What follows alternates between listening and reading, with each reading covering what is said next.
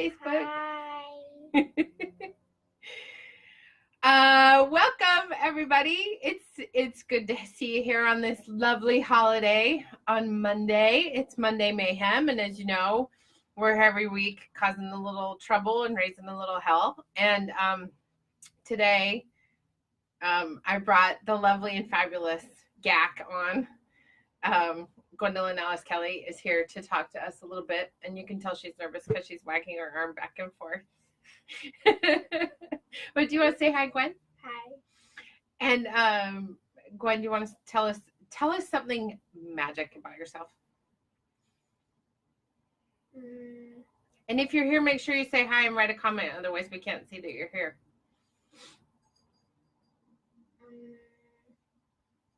I made an awesome fairy garden in our backyard. You made an awesome fairy garden in our backyard? Yeah. Is that your first fairy garden? Here, Yeah. come up here a little bit. I don't know where you're standing so far behind me. Here, come up a little bit more. Potato's in the way. Well, move Potato. Sorry, Potato. Move. Oh, he's heavier. Potato. He is Potato ate cat poop this morning. So gross, right? Foul. So icky. So you made a magical fairy garden? Yeah. And you haven't been in school for a couple days, huh? No. And how come you haven't been in school for a couple days? Because I was scared. Because you were scared. So something happened with Gwen. Hi, Katie. How are you? It's good to see you. So something happened with Gwen at school last week. Last Wednesday, she was bullied by someone in her school, another 10-year-old person. And so Gwen wanted to come on and talk for just a minute about bullying and why she was scared and what she thinks other people can do about it. So do you want to talk a little bit about your experience and what happened and talk about why you were scared? I was scared because I was on the swings and I was 5 minutes later after I was being a little rude. You were being a little rude? A little. Okay, so what did you say? I said that was weak. That was weak about what? What happened? I didn't notice they were holding on to a tether ball, and I guess they were, and... But you wanted to play tetherball. Yeah, I wanted to play it. I didn't notice they were carrying it, so I said that was weak, and they thought I said that they were weak, and I guess someone told him that I was telling other people that he was weak. So that's a big misunderstanding, huh? Yeah. Yeah. So this boy, hi Sonia, how are you? This boy thought that you were calling him weak? Mm-hmm. And what did he, it made him mad, huh? Mm-hmm. What happened? He tried pulling me off the swing, and he did, and punched me. So he hit you a lot of times, huh? Mm-hmm. Are you still as scared as you were last week? Mm-mm. No? How come you're not as scared as you were last week? Hi, Tamia. Because you've been taking care of me. I've been taking care of you? Yeah. How come that made you feel stronger? Because you invited my friend over. Mm-hmm. And you helped me talk about it. Yeah? Mm-hmm. Did it help you to talk about it? Mm-hmm. So even though you're still pretty upset about it, it helped to talk about it? Yeah. So one of the things that Gwen and I talked about after she got hit was that I said, you know, it's okay for you to fight back, huh? Yeah. And Gwen's answer to me was actually something I hadn't thought about. And Gwen's answer to me was, but I was really scared. And I was so shocked. I didn't know what to do, huh? Yeah. So like you ended up, here's this boy hitting Gwen who's never been hit ever. And she was terrified. And I think this is something that we adults forget to talk about when we're talking about bullying is we want our kids to respond in a certain way. And hey, Courtney, we want our kids to respond in a certain way to bullying, right? And we want them to be strong and powerful. And, you know, we want them to be able to stand up for themselves. But at that moment when that boy was hitting you, it was scary. It was scary, huh? And it came out of nowhere, right? Like you weren't expecting to get the crap kicked out of you. Yeah, it was like 2 or 3 minutes later. Right. And so he caught you off guard. Mm-hmm. Yeah. So, but you feel better about going to school? Yeah. What are some of the reasons you feel better about going to school? Can you give us a list maybe of 2 or 3 reasons? Not just because I took care of you, but my friend Alina came. Your friend Alina came to play? Yeah, and she told me she would hang out with me. Oh, she told you she'd stay with you? Oh, but that's awesome. So you'll have someone with you? Yeah. That's pretty cool. What are some other reasons you feel like you're going to be okay at school? Because the principal made it so they can't talk to me or like stare at me or anything. So you have a safety plan? Yeah. Yeah, so one of the things that we did, I'm glad that made you feel safer. So one of the things that Jim and I did was we went to the school and developed a safety plan with the principal so that Gwen would feel safe enough to go back to school, because one of the things that we thought was really important was for the school to know that Gwen, deserves a certain level of learning and a certain level of safety, just like all the kids at the school do. And so we wanted to make sure that they had a safety plan in place to make you feel better. So yeah. So that helped too. So it helped to be with your friends, and it helped to know your friends have your back still. Yeah. Yeah, and they're going to be with you. So you have all these adults sitting here, some of whom you know and some of whom you don't. So if you could tell all the adults in the world what you think should happen when it comes to bullying, what would you tell them? What would you want them to do? To take care of the kid who got beat up and Right. To take care of the kid who's getting hurt? Yeah, and invite their friend over. And to invite their friends over? Yeah. What do you think should happen to the boy that beat you up? I think not be able to go near me or look at me in a weird way. You think that's important? Yeah. Do you think he needs help? Yeah. Yeah? What do you think would help him? What do you think would help kids be nicer to other kids? Maybe if people treat him nicer. Yeah? You think that would help? Yeah. But it wasn't your fault that you got hit. Yeah. Yeah. So here is the rule. Look, our friend Katie said, "Sweet girl, it's hard to hear about our kiddos being bullied. Glad she's feeling empowered and ready to go back." Me too, Katie. I'm really glad about that too. So is there anything you think that you want the teachers to do better at schools? Maybe actually watch everywhere because the teacher didn't come and we had to go to the teacher. Oh, so were there not enough teachers on the playground, you think? Mm-mm. Do you think more teachers Yeah. on the playground? Yeah. Is there anything else you think that would help with bullying? Maybe less area to play in and stuff, because there's some places teachers don't go. Like there's a place near the soccer field that kids I've seen sneak behind, and the teachers tell them to not go there so they don't look there. So the kids aren't supposed to be there, but kids go back there anyway? Yeah. My friend Courtney said she's so glad that you have kids to support you. What would you tell kids who feel like they don't have friends or support to make them feel less alone? What would you say to kids if they feel like they don't have friends? I guess just hang out with their family then. What if you don't have family at school? Like, what if you're a kid who doesn't have a lot of friends at school? Hi, Alyssa. Maybe just hang out in your room and play with things that you have good memories of, or think of things you remember that made you happy. So you feel like if kids at home, even if they don't have friends at school, think of things that might make them happy or find some happy thoughts? What can kids do at school if they don't have a lot of friends or support at school? Is there things you think they could do to find more support? What if they're so shy that they feel really embarrassed about talking to other people? I guess they can do something to stay away from them. When they see them, just go to the other side of from where they are. So you feel like kiddos at home that don't feel like they have friends or support could maybe find their happy thoughts? Mhm. Yeah. That might be good, huh? Yeah. Okay.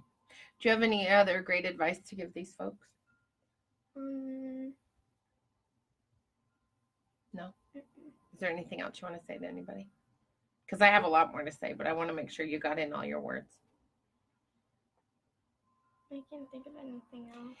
If you ruled the world, what would you want the whole world to know if you were in charge of the whole world? What would you want people to do or know?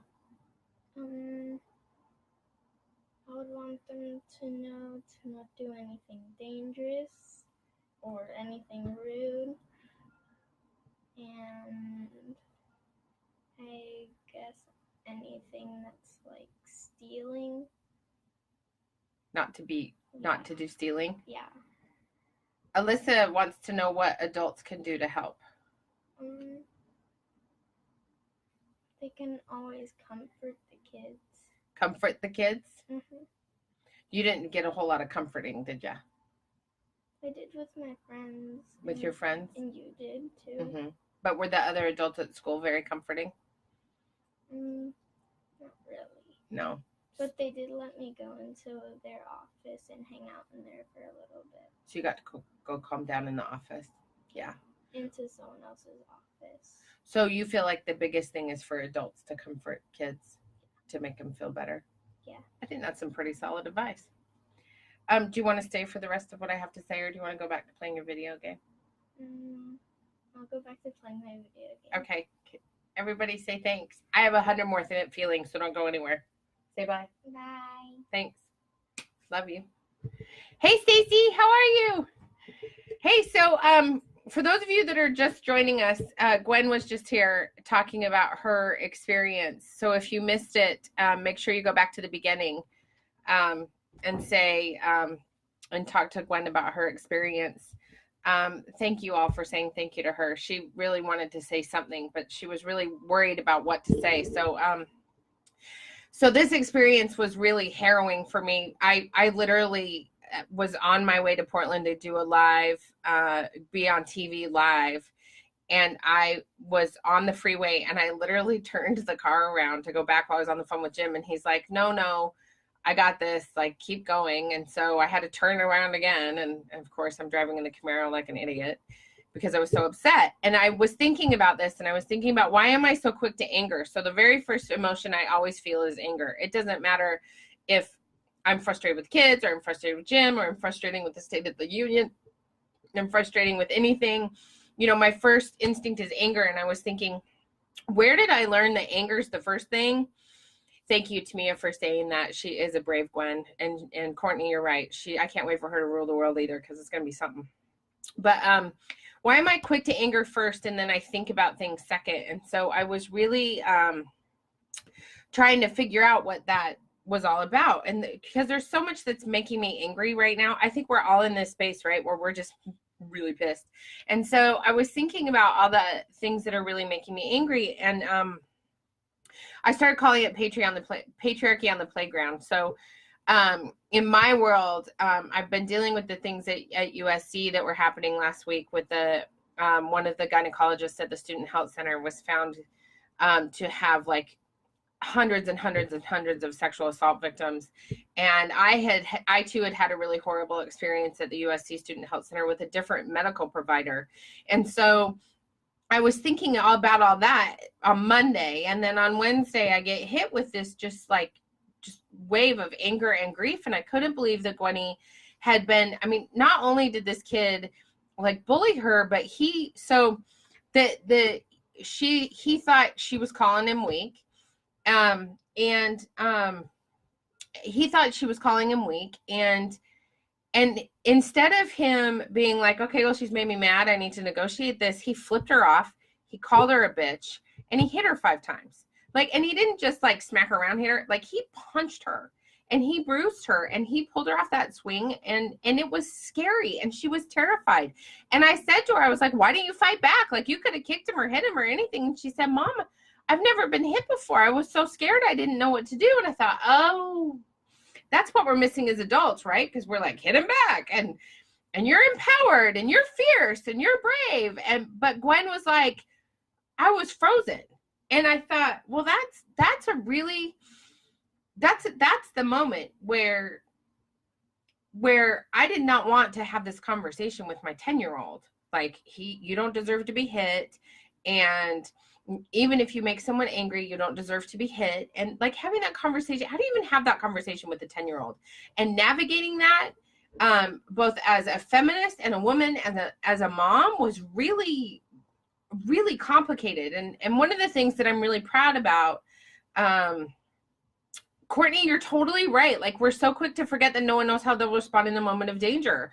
And so, like, I think I'd be all like screaming Mimi, but I remember the first time I ever got hit. So this is the other thing, because it's bringing up a bunch of crap for me. But I remember the first time that I got hit, I was frozen in space. I didn't know what to do. I was a little kid too. And I was being hit by an adult, and I sure as crap wasn't going to hit back. Like, I didn't know that was even an option, and I was terrified. And so I couldn't. And so I really think that one of the things that Gwen is really bringing up here is just this idea that this notion that we think that we're giving our kids these tools, and actually at the end of the day, when they're scared and terrified and experiencing something for the first time, they're not going to hit back, and they're not going to fight back, and they're not going to know what to do.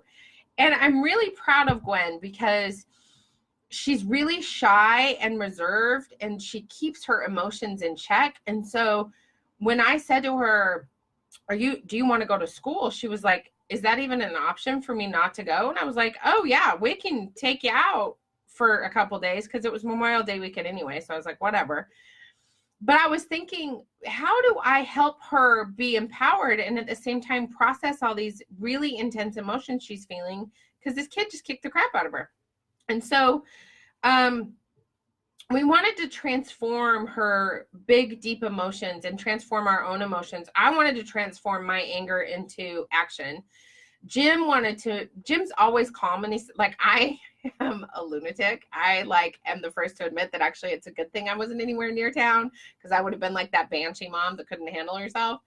Thank God Jim's like the calm one, and so Jim really wanted to make sure that we were addressing her safety concerns. And one of the things that Jim said to me was, what if this kid comes back with a knife or a gun? What if he has access to those things? What if he's so mad at Gwen that he wants to keep hurting her? And so we needed to make sure that there was a safety plan in place so that wasn't a thing that could keep happening. But then the other thing that we really wanted to make sure was getting addressed was this idea that about this kid. Where did he learn how to hit a girl? Where did he learn to call her a bitch when you're mad? Where did he learn that when you are emasculated, this is what you do, is you hit other people, especially girls, because Gwen's not the first girl. So I really wanted to make sure that that social worker in me was also addressing his needs. And I blogged about this today, but there's and then I went to church on Sunday, and they were talking all about transformation. So it was great fodder for the blog. But how do we transform sort of this tragedy with Gwen into something of action and something of substance? And how do we make sure that, and our school is great. We know the staff, we know the principal, we know them, and we have that personal connection. So how can we have other personal connections with other people that have the opportunity to influence policy and influence the way things are being addressed? And how can we transform the relationships with people in power? Because now we want an even more intense relationship with the people in power at Gwen School. Because it's not what we do, it's who we are that is important. And this really got me to thinking, especially after this week, about what is, for all of you that are on this Facebook Live with me today, what is the inner transformation in you that is calling you to change, think, and behave differently?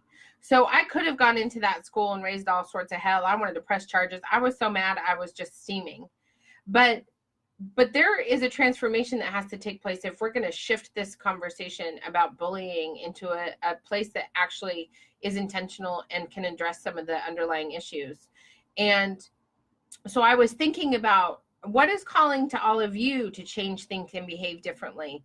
I decided to be an activist instead of a mom for a hot minute. And I decided to really sort of transform how I am looking at what happened, and and gather together my tools, and ask all of you for help to find resources for the schools so that they can have a more improved bullying program, because that's clearly a problem, and that it needs to address toxic masculinity and empowerment and social justice in a way that I think will actually end up helping everyone, including this little boy who clearly learned how to engage with girls in a way that isn't very healthy. And so everyone that I talked to about this situation with GAC is really quick to anger and then wants to know how he's being punished. And I don't get to know that information because there are privacy policies in place.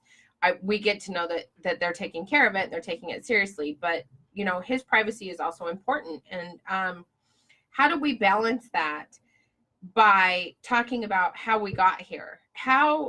Where does a 10-year-old learn to hit a girl in the torso while he's calling her a bitch? How are we helping young people navigate sort of how the deep emotions that are happening because their hormones are surging? And a lot of times I've had parents be like, there's, you know, I'm talking about Gwen hitting puberty and Caitlin hitting puberty, and you know, they're 10, and they're like, that's not happening when they're 10. And I'm like, yeah, it sure is. And boys are having testosterone surges just like girls are having estrogen surges in 4th grade. And so talking about how a lot of times they have a very difficult time navigating their emotions, and they're getting a little saucy and they're getting a little sassy. And how are they navigating all of this complication so that we can address how we're going to help them feel those deep emotions without attacking each other on the playground? And so I really want to transform this conversation to talk about what we are teaching young boys about what it means to be boys, and how we're teaching young girls about what it means to be fierce and sassy, without being cruel and teasing, which we've had a long conversation with Gwen about that, because she teases her brother too. So having that conversation about how are we making that happen. But the other thing that I heard loud and clear in church yesterday was, this life is your message to the world. Let it be transformational and extraordinary. And I thought, wow, you know, how can I sort of, because this is my work anyway, right? I do advocacy, I do all this work, I do all this transformation. I help other people become transformed in sending their messages out to the world. And how can we take this complicated situation and turn it into something extraordinary? And I actually, the day that Gwen had this bullying incident, I got this card from my friend Kim. And it says, you know why weak men are afraid of strong, smart, connected women? Because they fucking should be. And I was like, well, there's a message right there. So it's true. They should be. But I want this to be even more extraordinary than being saucy. And that means that I want us to start looking again at violence against women and girls from a very foundational level about how are we teaching people to be humans throughout their humanity. And so that's sort of my like mayhem for the day, for Monday, like raise a little hell and start questioning how we are raising humans, even how we are connecting with other humans on a human level as adults, and what expectations we have for them as they are going out in the world and having conversations with other people. And before I close today, I would like to acknowledge that it's Memorial Day. And Memorial Day is actually a holiday that started in the 70s. So it started during the Civil War, but it did not actually become a federal holiday until the 70s. So I need us to be really clear on this. Memorial Day, Jim's always like, please don't thank me for my service. Because here's on Memorial Day, you can thank him on Veterans Day. Memorial Day is for the dead people, okay? So Memorial Day is for the people that don't come back from war. We came up with Memorial Day as a way to memorialize the soldiers that die when they are away at war. So this is my little civics lesson to everybody. Memorial Day is not the day to thank the veterans for being alive. Memorial Day is the day to remember the people who didn't come back. And it's really important that we do that because, as James Kelly, look at this. I just found this in the garage yesterday. I was like, oh, that's magic. I'm putting that on Facebook Live and he doesn't know it. There's Jim. Jim did come back and he isn't dead. And on Veterans Day, we get to thank him profusely for his service. But right now, and every day really, but right now when it's Memorial Day, we need to think about all the people who didn't come back and all the lives that have been lost. And it's really critical that we have that conversation with the people that we are with, so that they also understand that Memorial Day is started during the Civil War time period for the people who didn't come back, and it didn't become a federal holiday till the 70s, and some people are still at work. So there it is. So that's all I have for today, and I'm really glad you all were here, and I really hope that the lesson from Gwenny, which really is one about nurturing and loving and finding your happy place, is really the message that comes across here, because I am so proud of her for being such a kind and loving and extraordinary being. And her wish for the world is that people be more loving and kind to each other. And I think that's such a powerful message that she continues to send. And I'm really proud of her for being that kid. So if you're joining my Facebook Lives, don't forget to click over to my website at birdgirlindustries.com, because there's all my blog posts and some advocacy programs. I'm so excited that Melanie Childers and I have created this bomb-ass online 6-week coaching coaching program for women who are running for office or thinking about running for office. It's 6 weeks. It's all online. It's super badass. And that program's called The Candidate's Secret Weapon. And it's over on our website, on my website under offerings. And then I also have this amazing, phenomenal dinner that I'm doing with my friend Danielle here in Portland on July 27th that I'm really excited about too. So go check it out, birdgirlindustries.com. And if you are interested in hanging out with me one-on-one and doing some coaching, you can always send me an email at melissa@birdgirlindustries.com. And I'm really excited that you all were here, and thanks for being here. And I will see you on Friday at noon for Facebook Live. Oh, and by the way, thank y'all for watching my video with Miss Amy Wolf. My Facebook Live from last Friday is going bonkers. If you didn't see it, check out me and Amy Wolf. Amy Wolf is a conservative Christian pro-life woman, and she and I are friends, and we had a really, really kick-ass conversation on my Facebook Live last Friday. So check that out. She's coming back, and we're going to do it again at the end of June, so I hope you'll stay tuned for that. Thank you all for being here. It's Monday. Go raise some hell. Love you. Bye.